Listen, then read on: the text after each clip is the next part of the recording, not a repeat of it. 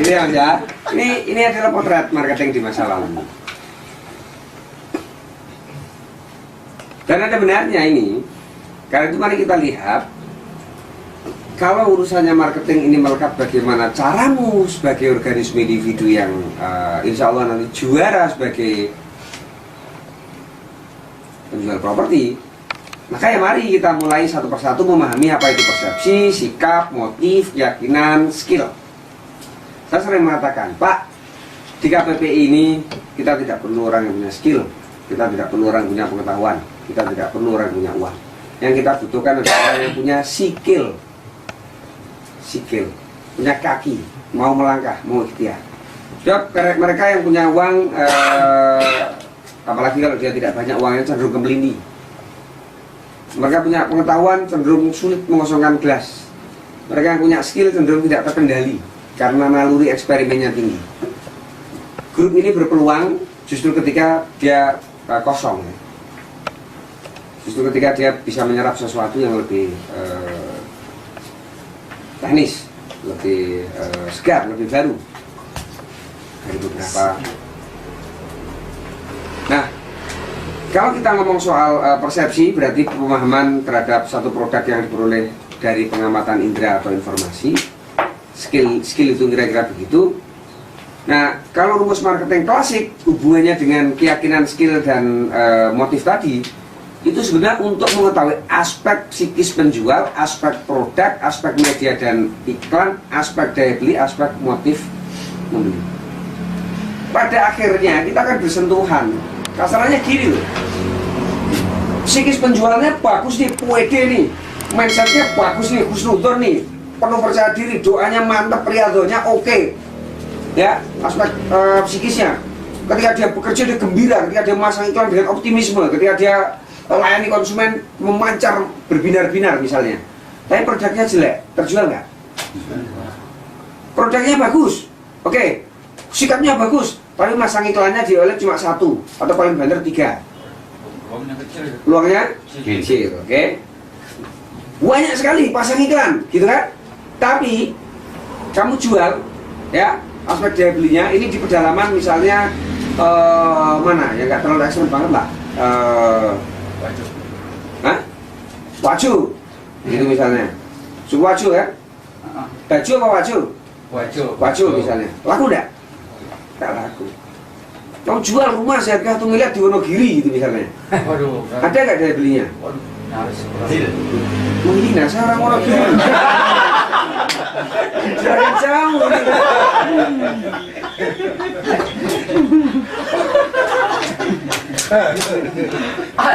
Kira-kira gitu.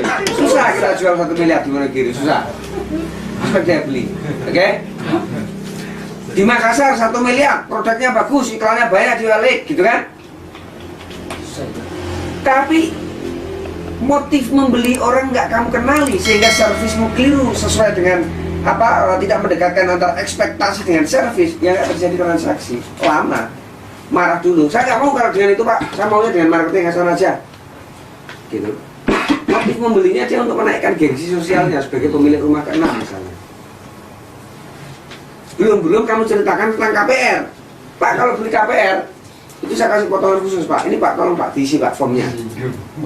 Kesinggung karena kamu tidak paham motif membelinya. Ini orang kaya bos. Gas. Kan gitu. Jadi bahasa seharusnya adalah Pak, saya nurut. Dah, saya diperintah apa-apa, yang penting pokoknya saya pulang bawa tanda jadi. Kalau saya disuruh nyapu dulu, tak sapunya Pak, mana Pak tempat sapunya? Kamu ngapain? Gitu loh, kamu datang ke rumahnya, kamu ngapain? Sini, duduk. Iya Pak, kalau nyapu setidaknya kalau nggak pulang bawa tanda jadi kan setidaknya pulang sama makan. Loh, kamu belum makan? Belum Ibu. Ya makan. Wah, tinggi gengsinya. Pulang kamu bawa tanda jadi betulan. Motif membeli orang kamu pahami dengan baik. Itu betul kan? Jadi sering kan pulang metik lengkeng orang, metik anggur orang, ya, yang belum pernah metik anak gadis orang. Bisa dicoba perawan. Metik kegadisannya itu belum pernah itu. Tapi kalau sekedar metik buah-buahan orang, padahal itu buah kebanggaannya dari konsumen itu sering. Ya karena lucu-lucu gitu itu, kacau-kacau. tanya istri kemarin, kelengkengnya diambil. Wah, kelengkeng gini gimana ya caranya? Heran. Komentar bergumam. Istriku udah senyum-senyum ada kumat ini suaminya. Yang punya kan denger. Ngapain mas? Loh enggak, aku tuh heran. Ini tuh caranya gimana? Aku nanam tuh mati berkali-kali. Pernah sekali buat, tapi gak manis. Paling ini juga gak manis. Ngenyak katanya. Langsung ambil gunting klutnya coba kalau saya. Itu kata ambil enak, wah anakku pasti senang sekali tak bawain. Ya mas ya. Ceklek 4 batang dipotong, pulang bawa kelengkeng. Pulang bawa kelengkeng. Kenapa itu? Konsumen itu. Konsumen memahami motif. Nah, ini loh mas isinya. Aspek psikis penjual itu gitu. Kalau kamu persepsinya hanya literal, kalau kamu persepsinya hanya bersih pengetahuan, bukan menyaksikan langsung seperti pelajaran tadi pagi, mengubah motif, mengubah mindset tadi ya, bukan dengan cara mendatangi pelaku, kemudian menyaksikan dan meniru, baru menarik konklusi, mempelajari gitu ya. Tapi belum kamu debat orang terus, atau persepsi berdasarkan pengetahuan literatur saja, nggak ada gunanya. Gitu. Nah sikap, meskipun kamu udah datang tapi sikapmu negatif, sikapmu setengah hati misalnya, ya nggak jadi. Apalagi keyakinanmu nggak ada, keyakinan aja loh dirimu nggak punya. Iya, kamu punya keyakinan, skill menjualmu nggak memadai, nggak apa-apa, masih selamat.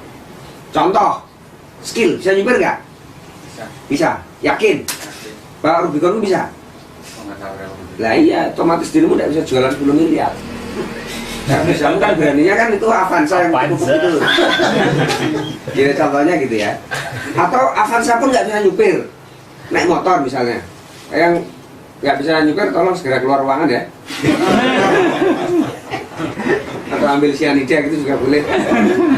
Tolong ya, menyadari ini bukan forumnya orang melarat. Forumnya orang kaya-kaya semuanya Jawa sini yang mana. Jadi skill menjual, kemampuan komunikasi, nah, ini relatif lah ya. Asal yang penting dirimu paham, yang penting sopan, bahasa tubuhmu, bahasa tutur sopan sudah cukup itu. Nah, apakah produk itu dibutuhkan? Apakah sedang menjadi trendsetter atau tidak? Misalnya itu tadi sering saya contohkan, kamu jual rumah tipenya 200, tanahnya 300, harganya kenapa kok nggak mahal? Ya iyalah modelnya Mediterania. Sekarang udah nggak laku kan, Mediterania. Atau modelnya gado-gado, seperti rumahnya bapakku. Ya, catnya warnanya hijau, ruang tamunya keramik temboknya. Ya, rumah bapakku kan begitu. Bapak orang NU. Rumah sama bendera NU-nya gak dibedakan. Pokoknya semuanya harus serba NU. Lah sampai ininya dicat warna hijau. Dinding ruang tamu loh, yang dikasih keramik itu bukan lantainya. Dindingnya dikasih. Dindingnya meling-meling gitu lah. Dia gak ada tuh kan, gak usah pakai AC. Ya kira-kira kalau gitu mau nggak beli mahal? Atau kamu datang ke orang Madura, kayu jati dicat warnanya hijau, betulan ini. Atau kamu datang ke pedalaman Riau, pasti ada burung enggang itu di depan itu, kayunya pasti catnya hijau sama kuning, ya kan? Rumah-rumah khasnya orang sana kan? Nah gitu kira-kira. Produk itu menjadi trendsetter atau tidak? Ini pengertiannya mudah lah, ini sudah dibaca sendiri aja cukup saya kira.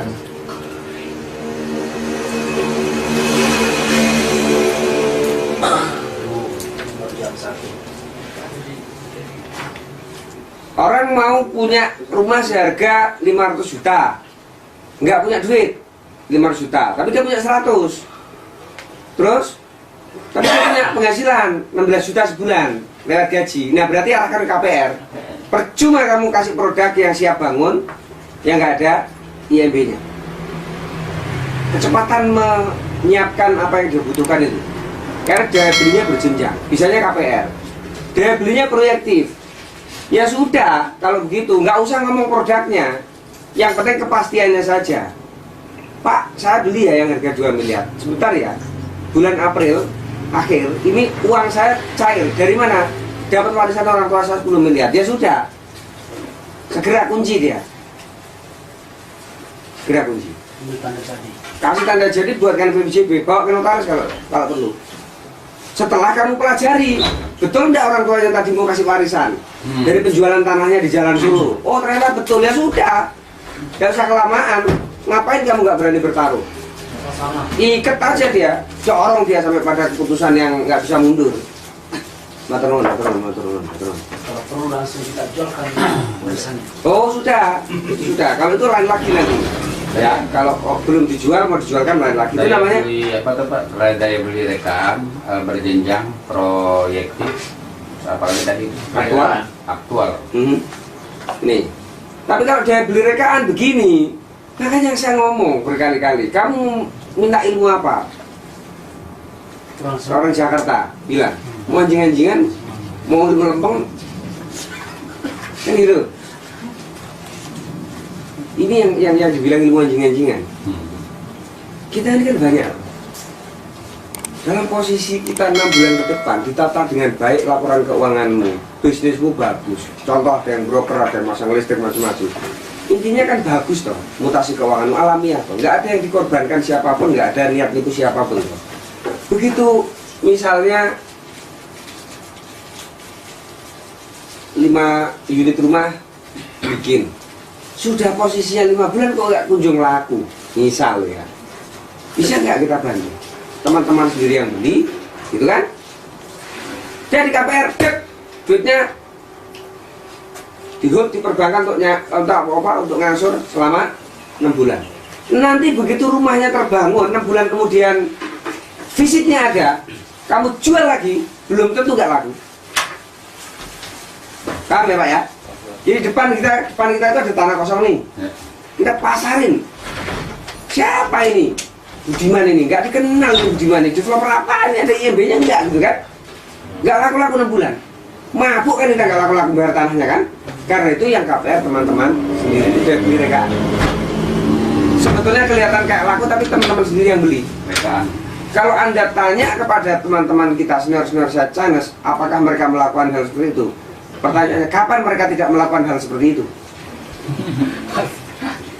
Waktu begitu sudah Pak. Ya, Seringannya begitu. iya. Ada satu kawasan baru tuh yang beli mereka. Laporannya sold out sekian unit.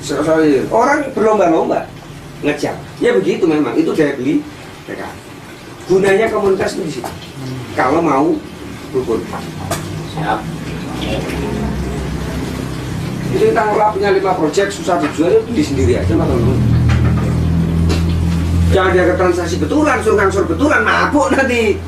Ya duitnya itu tadi dipotong yang dari realisasi KPR, Dimasukin. di spend 10 bulan atau 12 bulan, di hold, utuh untuk cicilan KPR. Tunggu bulan ke depan, nggak laku ya sudah lah, Pak sendiri ya boleh, diopong ya boleh. Jadi caranya adalah peramor khusus itu harga jualan ditekan, profitnya 20% atau 25%. Bonus tambahan yang digemari masyarakat setempat. Dulu ada triple play connection sebelum ada Indigo miliar. Jadi kalau kita jual rumah dengan bonus handphone bagus, iPhone sama triple play connection, wah itu laris sekali. Selalu ada, zaman-zaman begitu itu selalu ada. Dulu zamannya motor Mio itu, motor Mio lahir itu pasti luar biasa. Bahkan anak-anak orang kaya yang biasanya pakai sedan kepengen naik motor Mio. Karena waktu itu bareng dengan keluarnya model celana pensil. Tahu? Celana pensil yang ketat tuh Mas. Nah, terus ada sepatunya itu gitu. Jadi gitu-gitu tuh aku tahu Mas. Gitu-gitu tuh aku tahu. Gitu. Model berat tanpa kawat. Kamu pulang gitu. Ada satu tren-tren tertentu. Bisa ya? Loh, kamu itu ngerti apa? Kita jatuh dong.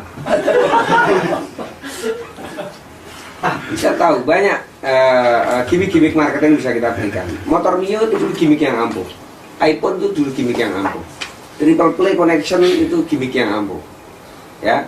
Kemudian pernah ada satu ketika TV flat itu waktu zaman keluar, itu kalau orang nggak beli TV flat itu kayaknya dia sudah menjadi orang paling kuno dunia ya. Dulu gitu ya. Sekarang TV flat ya di bandara banyak sekali. Ya, murah sekali. Jadi gimmick-gimmick marketing. Jadi memberikan insentif potongan bunga KPR yang disubsidi itu juga bisa di campaign. Pembelian member get member misalnya kolektif, kita naikkan nih harganya 10%, fee-nya 2,5%. Tapi kalau bisa merekomendasikan, yang merekomendasikan dapat 2,5%. Berarti 3 jenjang kan? Kalau 10% kan menaikkan fee-nya 2,5% kan jadi 4 jenjang toh. Ini rekomendasikan dapat 2,5%, yang direkomendasikan itu dapat 2,5%, yang direkomendasikan sana dapat 2,5%, sana 2,5%. Cuma naik 10% kan? Tapi hebohnya nggak keturungan. Padahal harganya dinaikkan. Kenapa dinaikkan wajar? Ya karena progresnya pembangunan toh. Kita masarkan unit yang ke-40 sampai ke unit 150 kan. Fisik bangunannya sudah ada kan. Landscape-nya sudah jadi kan. Rumahnya sudah ada yang ditinggali. Pada saat kita datang ke sana, ketepatan yang beli ramah. Jadi harganya lebih mahal. Ada begitu banyak program marketing. Itulah mengapa marketing itu penting memahami aspek di luar urusan marketing itu sendiri, keuangan, konstruksi, perencanaan, legal dan seterusnya tadi. Kalau di Jogja kan masih pakai banner mas, mungkin kayak gitu ya? Nggak usah. Itu korelatif itu. Nah, ke arah mancing lagi itu. Perbuatan orang bodoh. Mengendos figur itu apa itu Pak? Maksudnya Pak? Ya? Mengendos figur berpengaruh untuk Ya dulu Rano Karno kan top. Ya. Sekarang sih nggak laku. mempromosikan. Iya, Primagama kan dulu dijual sama Rano Karno. Ya. Primagamanya nggak laku, Rano Karnonya ikut jatuh kan? Pakornya. Atau sebaliknya, nggak tahu saya. Sebaliknya. Itu loh. Masih kan ide Iyasa nggak? Iya, iya. Istimewa. Nah, itu terbenam di benak sini. Perempuan cantik itu menurut saya itu iya ide Iyasa itu. Karena itu saya pakai sabun Lux sampai masih. Bunga desa, bunga desa. Iya, iya. Kau tahu apa? Ya begini anda ngertinya apa? Mana ada yang ngerti sejarah? Pak tolong ini Pak, antepkan Pak. Saya tentang ide Iyasa. Ya ngerti dia orang cantik ide Iyasa itu. Menurut air, Pak. Nggak tahu. Menurut air. Nggak tahu. Itu cantik sebenar-benarnya itu. Googling ntar ya pulang. Googling, googling. Bener gak dicantik? Karena apa aneh kalau bangsa Chelsea Islam mas ya. Nah, Chelsea Olivia ya. Iya. Ada apa-apa. Dia Iyasa. Saskia gotik lewat. Main aja. Ngantu dia. Itu maksudnya ya, mengendos figur itu gitu maksudnya. Ya. Jadi mempersonifikasi orang ke produk ya. Perempuan cantik itu ya ide Iyasa. Karena ide Iyasa pakai Lux, maka kalau perempuan kepengen cantik atau pengen punya kulit halus ya pakai sabun Lux. Kayak Maria Sharapova itu kan, pakai bikini merah.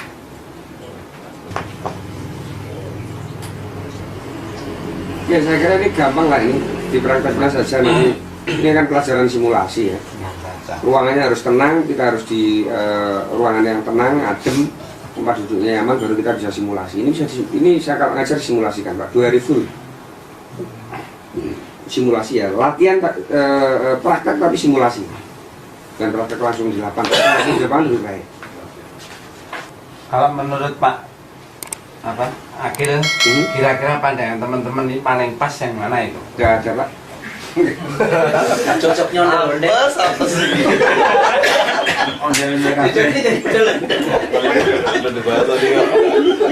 Setelah melalui pelatihan nanti mungkin baru kelihatan ya Pak? Enggak bisa. Kalau pakai itu digosong-gosong nggak kelihatan Pak? Waduh, Persoalan pilihan kok. Gaya orang bertutur ya begitu. Pembohong yang sempurna bisa mencampur adukan ini. Marketing yang sempurna juga begitu.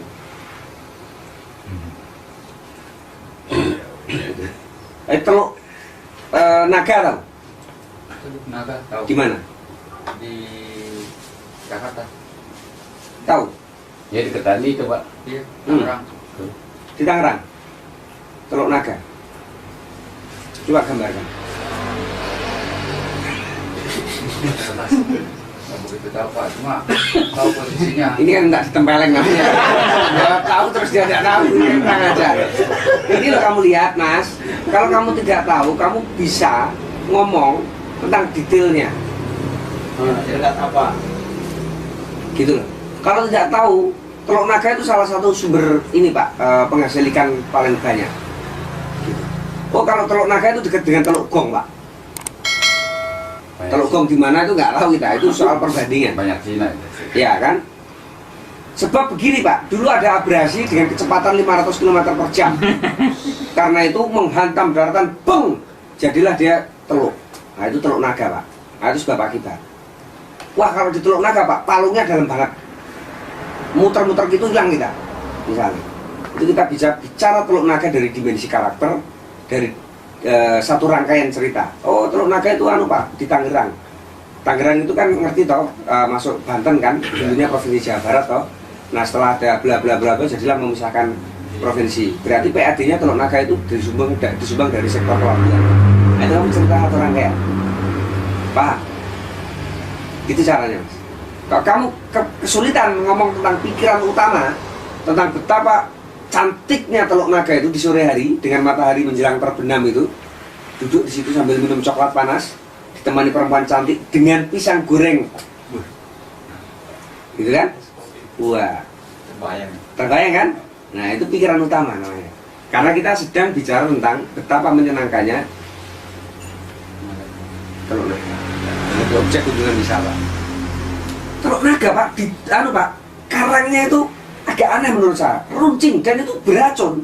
Beracun orang yang penting dia gak akan berani nyoba itu. Begitu. Tapi dia menjadi terpukul gitu ya Mas ya. Tapi nggak datang. Nggak akan datang dia. Intinya pokoknya dia percaya bahwa Anda adalah orang yang fasih bercerita tentang Teluk Naga. Gitu. Kuda lautnya itu saya heran Pak. Kuda laut kan ini punya buntut Pak. Kalau ini enggak Pak, punya tanduk Pak kuda laut. Gitu. Jadi kebohongan yang sempurna itu kira-kira gitu. Marketing pasti masuk neraka toh Pak. Pasti masuk neraka marketing itu. Pasti tanggal dia di neraka itu kan kebohong. Nah cara berbohong itu ada caranya. Begini nih loh caranya. Taksonomi belum. Ini saya kuliah. Yang ngajar namanya Profesor Dr. Suprawimbarti. Kamu tahu? Salah satu pansel KPK. Profesor Suprawimbarti, dosennya psikologi UGM, dekannya psikologi UGM. Jadi kalau sampai kamu nggak bisa ngomong itu goblokmu nemen. Gitu. Aku jual properti, yang dapat listing anak buahku, belum sempat ngasih tahu aku Google Map-nya, atau Google Map-nya udah dikirim belum sempat tak survei, sudah dipasang iklan toh, ditelepon, gitu kan? Rumahnya harganya 4 miliar. Lokasinya di Lembong Sari. Mas rumahnya modelnya gimana Mas? Minimalis Bu. Minimalis kayak apa ya? Serupa itu loh Bu Hyarta. Cuma kan kalau Hyarta itu kan atapnya kan atap joglo. Meskipun gubahan fasad depannya itu minimalis. Nah kalau mau mirip lagi Bu, Parades. Yang tak ceritakan menjadi Hyarta dan Parades. Bukan produk yang dia mau beli tadi. Karena kalau produk yang tak ceritakan itu produk yang tak beli, belum lihat, nanti salah, kita malu, marah dia. Lu katanya mirip dengan ya, tamas dia mirip Bu, sama-sama ada taman depannya. Gitu Mas. Jadi kamu ngomong tentang perbandingannya. Gitu. Paham ya? Itu kemampuan komunikasi. Nah, ya makanya kamu diajari Dul. Kalau nggak diajari nggak bisa kamu. Gimana kamu ini? Kan itu loh. Ondel-ondelannya. Itu loh. Mana yang paling mudah dirimu tak pilih kan banyak itu loh. Mau bisa cerita satu rangkaian, mau ini kan gitu. Lembong Sari Bu itu Jane bukan kawasan premium. Sebetulnya Seturan. Atau Condong Catur, Demangan, Pogo. Gara-gara ada apartemen di situ baru dibangun Mataram City dengan luasan 1,8 hektar, berakibat Lembong Sari menjadi harga melambung. Jadi kalau ibu beli di Lembong Sari, sudahlah keren. Enggak, anu mas, kamarnya berapa? Sudah lah bu, ketimbang dibayarkan, dipersani mawon. Nanti kalau perlu bawa meteran, gede apa kurang gede kamarnya, gitu loh. Maka dia nggak akan tanya lagi, kamar mandinya ada berapa, warna keramiknya apa, nggak akan tanya lagi dia. Karena kamu cerita sebagai pola rangkaian. Tidak mungkin dalam pikirannya dia nggak menguasai produk yang terangkan itu. Padahal ini rahma saya sini, hanya untuk menutup sesuatu yang itu tadi. Dong ya. Dan itu kamu nggak perlu semuanya mas, cukup satu saja sebagai angle. Kamu tuh nggak perlu harus datang ketemu dengan yang namanya Ki Ageng Selo hanya untuk tahu bledek. Tahu ya? Tahu bledek. Ya ngeyel. Cukup melihat deng itu, wah itu bledek. Nggak usah diteliti. Nggak usah diteliti, nggak usah kamu pergi ke sawah bawa handphone atau bawa antena. Nggak usah. Sudah cukup, wow itu bledek itu. Berarti kita harus menjauhkan diri dari listrik. Kita harus berada di apa kontur yang paling rendah. Jangan kamu berada ada bledek kamu di sawah bawa antena begini. Ya rampung. Asli betul. Kena bledek bener. Asli loh. Sambil bledek ler. Maka bertanyanya pilih gaya arogan, gaya sopan, atau gaya nyindir. Terserah. Ahok kalau marah maki-maki orang. Ridwan Kamil nggak pernah maki-maki orang, tapi sekali marah nempel orang. Jokowi kalau marah nyindir. Ya pilih aja. Kalau saya milih, Pak, jenengan itu broker seperti saya atau end user? Saya langsung. Orangnya mungkin marah. Loh, tapi kan aku ngomong, broker seperti saya. Pak Jangan takut, Pak Jangan itu broker atau bukan? Alah betul ya. Broker seperti saya atau end user? Loh, emang kenapa mas? Kalau saya broker, saya ini dilatih untuk adil pak oleh orang tua saya. Kalau broker jenengan sejak awal saya harus kuatkan untuk alokasi. Oh gitu ya mas ya? Menarik sekali anda ini. Kalau saya ternyata membeli, terus kemudian kepengen jadi broker sekarang, monggo pak, saya alokasikan fee-nya. Kalau tidak kasihan sama saya, mesti guyu gini, mesti ketawa. Hahaha. Tanya langsung. Masa jual terus depannya Lanjut. jelas tanda awal deh pak. Gitu. Jadi orangnya nggak marah akhirnya. Kenapa kamu bertanya begitu menyinggung? Lu enggak pak, saya ini dilatih orang tua saya harus adil lah. Jadi kalau saya mengawalinya, itu harus bertanya dengan jelas. Kalau mau broker, saya harus mengalokasikan fee-nya untuk kita bagi berdua. Marah nggak kira-kira kalau dia punya? Iya. Kalau dia broker, ya wes. Kan gitu. Iya mas, saya broker. Nek sampean broker pak, kita ketemu dulu ngopi. Kita tradisikan dengan benar. Kita ini kan mau dapat fee 50 juta. Masa kita kenal saja belum, ngopi bareng aja belum, kita mau bagi-bagi duit. Rasanya kok nggak pernah ada yang begitu. Itu loh, tinggi suaramu langsung. Iya mas, langge. Jangan tuh kalau mau cari listing ya jangan di internet.